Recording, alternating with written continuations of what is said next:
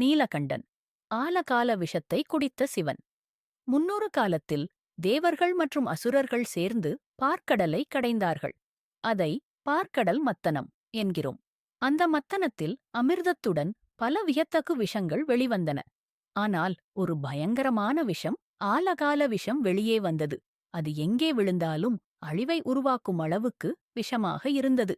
தேவலோகமும் பூமியும் அச்சத்தில் மூழ்கின. அப்போது அனைவரும் ஓடி சிவபெருமானிடம் சென்றனர். அவர்கள் கூறினர், ஓம் நம சிவாய, எங்களை காப்பாற்றுங்கள். அவன் உலகத்தைக் காக்கும் கருணையின் கடவுள். அதனால் சிவன் அந்த விஷத்தை தன் கையில் எடுத்தார். மக்களைக் காக்க அவர் விஷத்தை குடித்தார்.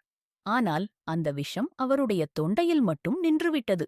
அதனால்தான் அவர் கண்ணாடி போல நீலமாக ஆனார். அதிலிருந்து நீலகண்டன் என்ற பெயர் வந்தது. நீல, நீலம், கண்டம், தொண்டை. இது சிவபெருமான் உலகத்திற்கு